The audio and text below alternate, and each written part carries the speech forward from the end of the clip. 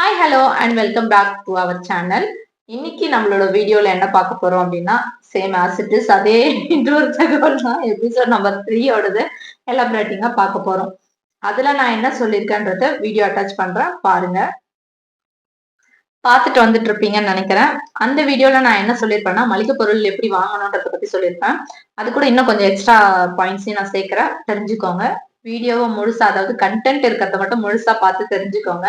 Fun பண்றதெல்லாம் விருப்பம் இருந்தா பாருங்க, ஃப்ரீயா இருந்தா பாருங்க, இல்ல பிஸியா இருக்கீங்கன்னா கண்டென்ட் மட்டும் பார்த்துட்டு நீங்க ஸ்கிப் பண்ணிக்கோங்க, நோ ப்ராப்ளம். அந்த வீடியோல நான் என்ன சொல்லியிருக்கேன்னா, மளிகை பொருள்ல வந்து எப்படி வாங்கணும், அதன் மூலமா நம்ம எப்படி காசு சேவ் பண்ணணும் அப்படின்றத பத்தி சொல்லியிருக்கேன்.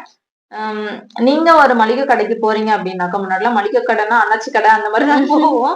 சோ நம்ம லிஸ்ட் எடுத்துட்டு போவோம். அவங்க லிஸ்ட் போட்டு ஃபைனல் பண்ணி அவங்களே மூட்டை கட்டி குடுத்து அனுப்பிச்சிடுவாங்க. அத மட்டும் வாங்கி யூஸ் பண்ணா போதும். பட் இப்ப சூப்பர் மார்க்கெட் தொறந்ததுல அது திரும்பி பாக்குற இடம்லாம் சூப்பர் மார்க்கெட் அப்படின்ற மாதிரி ஆயிடுச்சு. அதுலயுமே வந்து சூப்பர் மார்க்கெட்ல வந்து நீங்க நீங்க எப்படி பார்த்தாலுமே ஒரு விண்டோ இருக்காது. வெளியில என்ன நடக்குதுன்னு தெரியாது. மழை வருதா, வெயிலா, எவ்வளவு நேரம் டைம் ஸ்பெண்ட் பண்றோம் எதுவுமே தெரியாது. அந்த மாதிரி நீங்க சூப்பர் மார்க்கெட்ல போறதால நமக்கு தேவையானது வாங்குறோமோ இல்லையோ, தேவையில்லாதது நிறைய வாங்கிட்டு வந்து வீட்டுல குவிக்கிறோம். அத நம்ம அப்புறமா தான் தெரிஞ்சுக்கிறோம். இதெல்லாம் நமக்கு தேவையா? இது எதுக்கு யூஸ் பண்ணுவாங்க? என்ன பண்ணுவாங்க? இத வச்சு நம்ம என்ன பண்றது? சிம்பிளா சொல்ல போனோம்னா, குரங்கு கிட்ட மாட்டினா தேங்காய் போலதான் நம்ம அதை வச்சுட்டு முழிச்சிட்டு இருக்கிற மாதிரி இருக்கு.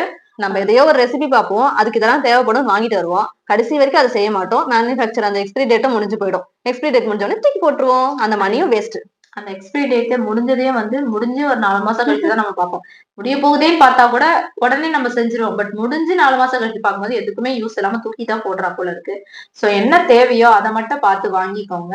வாங்கும்போது வந்து இப்ப அடுத்த மாசத்துக்கும் இது தேவைப்படும் அப்படின்னு தோணுச்சுன்னா, அந்த அந்த பொருளையும் நீங்க வாங்கி எடுத்துட்டு வந்துருங்க. எடுத்துட்டு வந்து நீங்க வீட்ல ஸ்டோர் ரூம் அந்த மாதிரி வச்சுப்பீங்கன்னா ஸ்டாக் வச்சுக்கோங்க. ஸ்டாக் வைக்கிறீங்க அப்படின்னும் போது நெக்ஸ்ட் மந்த் அதை நீங்க எடுத்து யூஸ் பண்றீங்கன்னா அந்த பொருளோட அமௌண்ட்டை வந்து ஒரு உண்டியல்ல போட்டு சேவ் பண்ணிக்கோங்க. இது மூலமா நீங்க சேவ் பண்ண மாதிரியும் இருக்கும். உங்க கையில காலியான உடனே அடுத்த செகண்ட் அதை எடுத்து யூஸ் பண்றதுக்கும் உங்களுக்கு வசதியா இருக்கும். இந்த ஒரு பொருளுக்காக கடைக்கு போய் ஒரு 10 நிமிஷம் நிக்கணும், பில் போடுறதுக்கு ஒரு 10 நிமிஷம் நிக்கணும் அப்படின்றதையும் அந்த டைமிங்கும் நீங்க சேவ் பண்ணிக்கலாம்.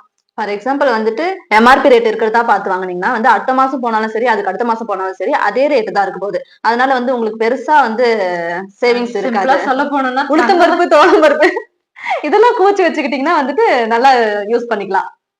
ஏன்னா அதெல்லாம் வந்து ஒரு மாசமும் ரேட் ஏறிக்கிட்டே இருக்கும்ல, அதனால சொல்றேன். அது வந்து நமக்கு தேவையும் அதிகமா இருக்கு. சோ அதை வந்து நீங்க அதிகமாவே வாங்கி வச்சுக்கலாம். ஒன்றும் தப்பு கிடையாது. பெரிய ஃபேமிலியா இருக்கு அப்படின்னாக்கா ஒரு 3-4 கிலோ அந்த மாதிரி கூட சேர்த்து வாங்கிக்கலாம். சின்ன ஃபேமிலியா இருந்ததுனாக்கா நமக்கு 1/2 கிலோ தான் இந்த மாசத்துக்கு தேவைப்படும் அப்படின்னா கூட நீங்க 1 கிலோவா வாங்கி நீங்க அதை சேவ் பண்ணி வச்சுக்கலாம். அந்த மாதிரி நீங்க அதெல்லாம் கொஞ்சம் நல்லாவும் தாங்கும்.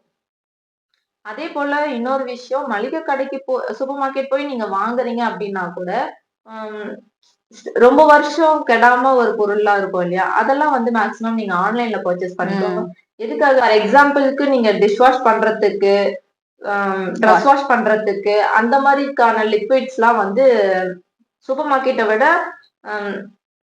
ஆன்லைன்ல கொஞ்சம் கம்மியா கிடைக்குது. சோ அந்த மாதிரி நீங்க நிறைய ஸ்டாக் வாங்கி வச்சுக்கிட்டீங்க. இப்போ ஒரு ஃபார் எக்ஸாம்பிள்க்கு ஒரு 4 லிட்டர், 5 லிட்டர், 2 லிட்டர்ஸ் அந்த மாதிரி நீங்க வாங்குறீங்க அப்படின்னாக்கா, ஒரு 2-3 மாசம் உங்களுக்கு பட்ஜெட் போயிடும். கெட்டு போகிற மாதிரி இருக்க பொருள் மட்டும் மந்த்லிக்கு வாங்கிக்கோங்க. அந்த மாதிரி வாங்குறது மூலமா வந்து உங்களோட மணி சேவ் பண்ணலாம். ட்ரை பண்ணி பாருங்க. இந்த கான்செப்ட் உங்களுக்கு புரியும்னு நினைக்கிறேன். என்ன மாதிரி வந்து ஃபேமிலி ரன் பண்றவங்க யாராச்சும் பார்த்தீங்கன்னா, கட்டாயம் இது உங்களுக்கு புரியும். ஸோ மணி எந்தெந்த வகையில எல்லாம் சேவ் பண்ணலாம் அப்படின்றது கான்செப்டா வச்சுதான் நான் வீடியோ மேக் பண்ணிட்டு இருக்கேன்.